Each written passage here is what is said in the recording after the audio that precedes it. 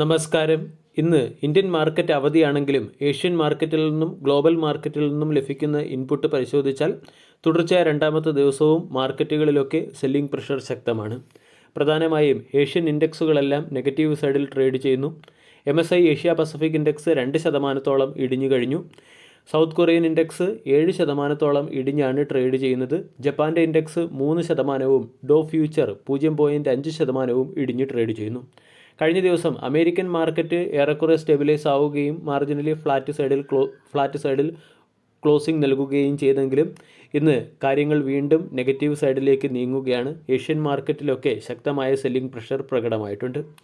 Asian market ഈ രീതിയിൽ react ചെയ്യുന്നതിന് പിന്നിലെ പ്രധാന കാരണം ബ്രന്റ് ക്രൂഡിൻ്റെ വിലയിലുണ്ടായിരിക്കുന്ന വർധനവ് തന്നെയാണ്. ക്രൂഡിൻ്റെ വില ഉയരുന്നതിന് പിന്നിലെ ഏറ്റവും പ്രധാന കാരണം ഇറാൻ റവല്യൂഷണറി ഗാർഡ് ഹോർമൂസ് കടലിടുക്കിലൂടെയുള്ള വ്യാപാരം നിരോധിച്ചത് മൂലമാണ്. ഹോർമൂസ് കടലിടുക്കിലൂടെ കടന്നുപോകുന്ന എല്ലാ ഷിപ്പുകളെയും ടാർഗറ്റ് ചെയ്യുമെന്ന് ഇറാൻ ഔദ്യോഗികമായി അറിയിച്ചിട്ടുണ്ട്. ഇതിൻ്റെ ഇമ്പാക്റ്റ് ഇന്ന് ഏഷ്യൻ മാർക്കറ്റിൽ പ്രകടമാവുകയും ഗ്ലോബൽ ഓയിൽ പ്രൈസിലും റിഫ്ലക്റ്റ് ചെയ്യുകയും ചെയ്തു. ഓയിലിൻ്റെ പ്രൈസ് 2% ഉയർന്ന് $80 പെർ ബാരലിന് മുകളിലേക്ക് എത്തിയിട്ടുണ്ട്. ഏഷ്യൻ LNGയുടെ പ്രൈസിൽ 40% വർധനവ് റിപ്പോർട്ട് ചെയ്യുകയും ചെയ്തിട്ടുണ്ട്. ഈ രീതിയിൽ തുടർച്ചയായ ഓയിലിൻ്റെ പ്രൈസ് ഉയരുകയാണെങ്കിൽ അത് ഇന്ത്യ ഉൾപ്പെടെയുള്ള രാജ്യങ്ങളുടെ എക്കോണമിയെ പ്രതികൂലമായി ബാധിക്കാൻ സാധ്യതയുണ്ട്. മാക്രോ എക്കോണമിക് സ്റ്റെബിലിറ്റിയെക്കുറിച്ചുള്ള കൺസേൺ വരികയും ഇത് ഒരു വീക്കർ എക്കോണമിക് സെഷനിലേക്ക് ഏഷ്യൻ രാജ്യങ്ങളെ നയിക്കുകയും ചെയ്തേക്കും.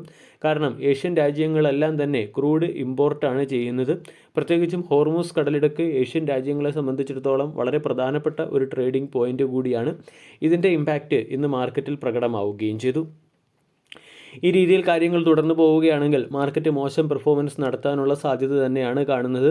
ഇന്ന് ഏഷ്യൻ മാർക്കറ്റിലും ഗ്ലോബൽ മാർക്കറ്റും നെഗറ്റീവ് സൈഡിൽ ക്ലോസിംഗ് നൽകുകയാണെങ്കിൽ നാളത്തെ ദിവസം ഇന്ത്യൻ മാർക്കറ്റിലും ഒരു ഗ്യാപ് ഡൗൺ ഓപ്പണിംഗ് നമ്മൾക്ക് പ്രതീക്ഷിക്കാവുന്നതാണ്. ഇനി നാളത്തെ ട്രേഡിംഗ് സെഷനിൽ മാർക്കറ്റിൻ്റെ ശ്രദ്ധയാകർഷിക്കാൻ സാധ്യതയുള്ള ഒരു സ്റ്റോക്കിനെ കൂടി പരിചയപ്പെടാം. സ്റ്റോക്കിൻ്റെ പേര് Green Ply Industries Limited. Green Ply Industries Limited കഴിഞ്ഞ ദിവസവും 5% ഇടിഞ്ഞിരുന്നു. ഗ്രീൻ പ്ലൈ ഇൻഡസ്ട്രീസ് ലിമിറ്റഡിൻ്റെ രജിസ്റ്റേർഡ് ഓഫീസ് പെർമിസസിലും IT റെയ്ഡ് നടത്തിയെന്നാണ് കമ്പനി പുറത്തുവിട്ട അപ്ഡേറ്റിൽ പറഞ്ഞിരിക്കുന്നത്.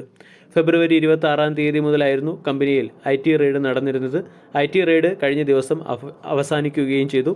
കമ്പനിയുടെ ഓഫീസ് കൂടാതെ കമ്പനിയുടെ എക്സിക്യൂട്ടീവ്സിൻ്റെയും പ്രൊമോട്ടേഴ്സിൻ്റെയും ഓഫീസുകളിലും വീടുകളിലും IT റെയ്ഡ് നടന്നിട്ടുണ്ട്.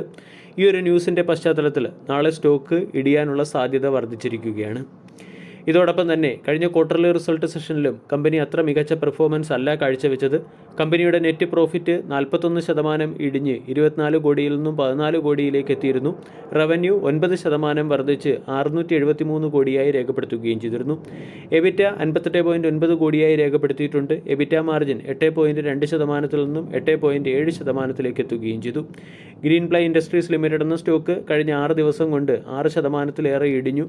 അതോടൊപ്പം തന്നെ സ്റ്റോക്കിൻ്റെ ഇയർ ടിൽ ഡേറ്റിലെ പെർഫോമൻസ് നോക്കിയാൽ 22% നെഗറ്റീവ് റിട്ടേണും കഴിഞ്ഞ 6 മാസം കൊണ്ട് സ്റ്റോക്ക് 31% നെഗറ്റീവ് റിട്ടേണുമാണ് നൽകിയത്.